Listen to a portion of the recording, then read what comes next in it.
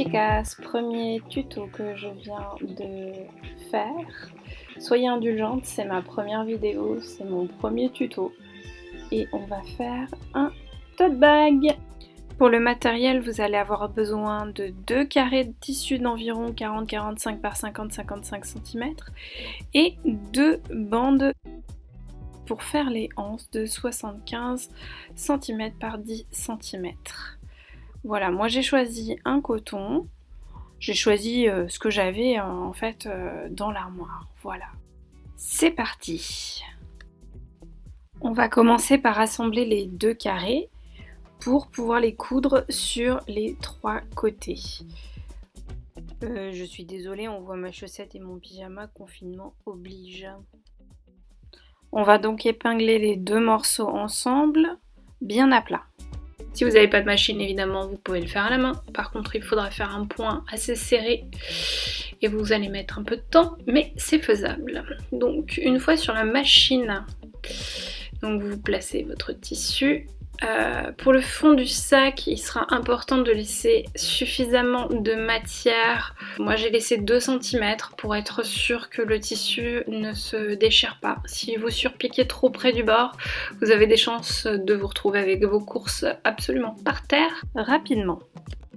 Donc voilà, ensuite vous pourrez aussi effectuer un point zigzag pour fermer les 2 tissus et renforcer justement cette couture. Et pour éviter que le tissu ne s'effiloche. Voilà. Je vous mets les images en accéléré pour que vous puissiez voir rapidement comment tout se passe. Petit point d'arrêt, clac clac, tout va bien. Voilà.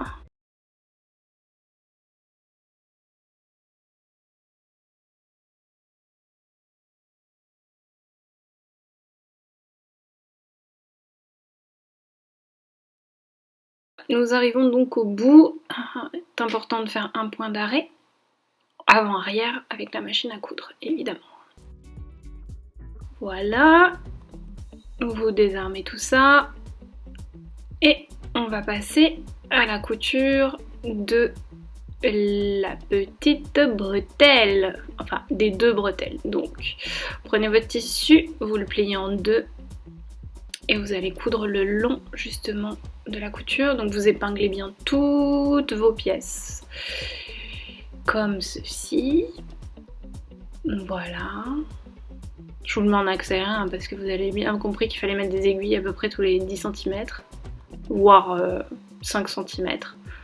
Moi j'ai un peu la flemme. Alors, j'ai mis 10 cm parce que en fait je réajuste mon tissu directement sur la machine.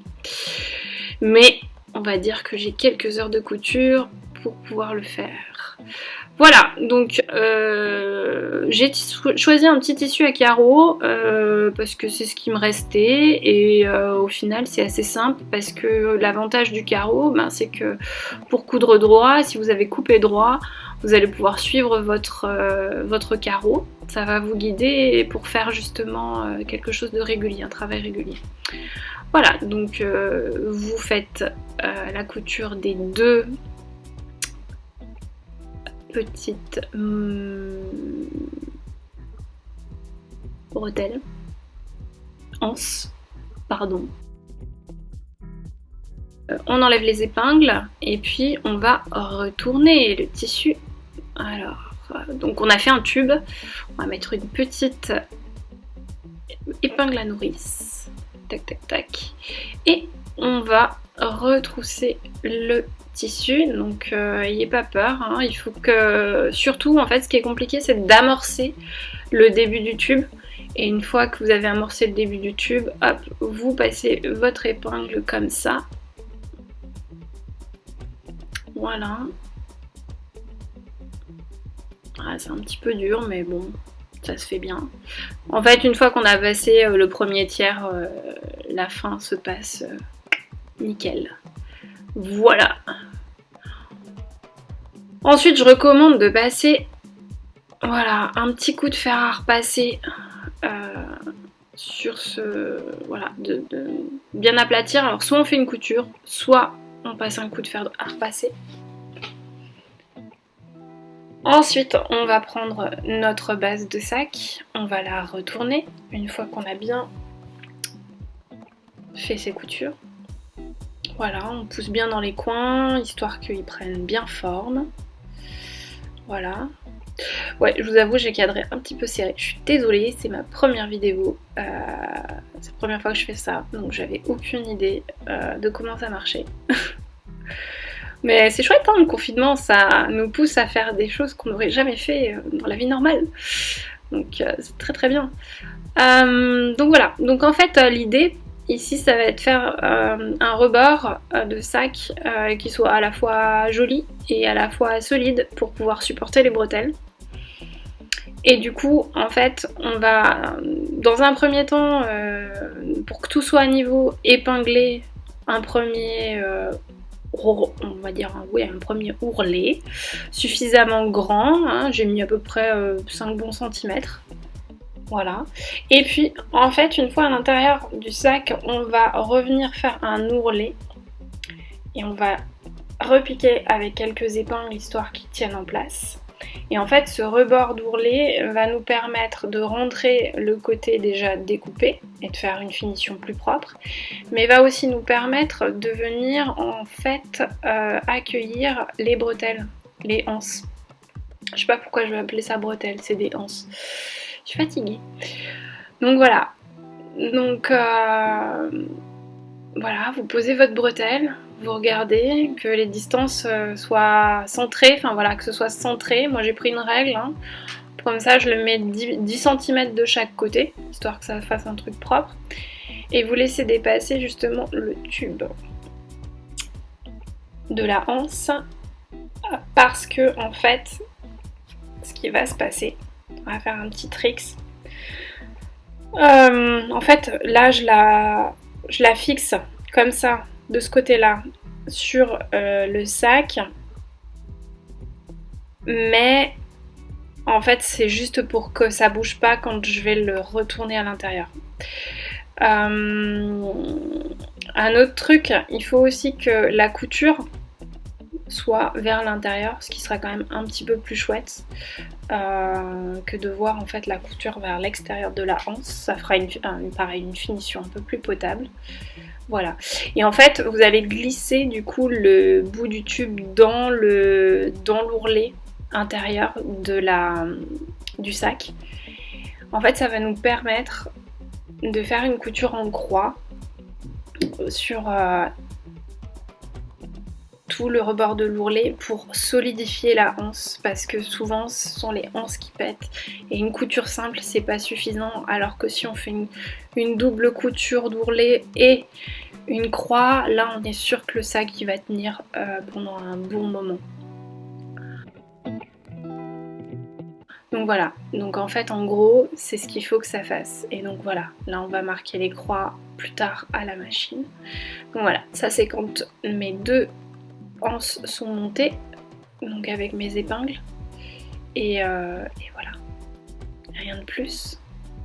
Vérifiez quand même que les hauteurs, les dimensions des anses soient exactement les mêmes, parce que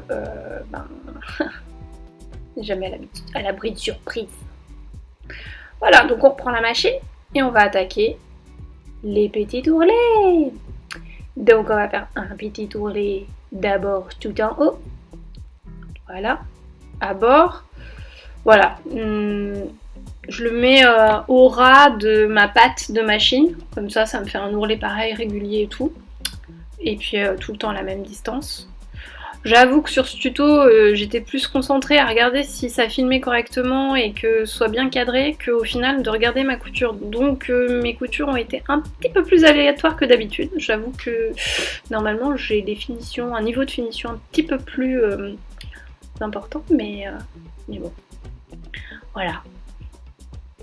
Donc voilà.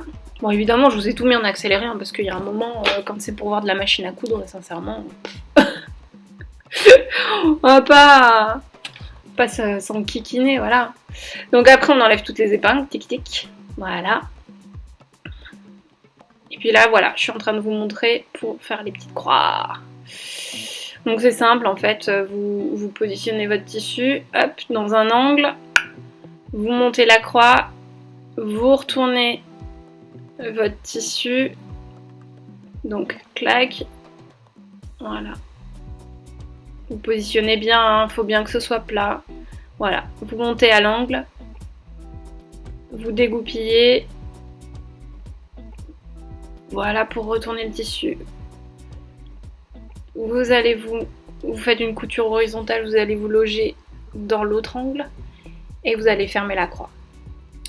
Et puis vous fermez la croix en faisant pareil, point avant-arrière. Et comme ça vous êtes sûr que vous êtes good au niveau de la tenue de votre sac. Et puis voilà, c'est terminé, vous avez un joli sac pour l'été.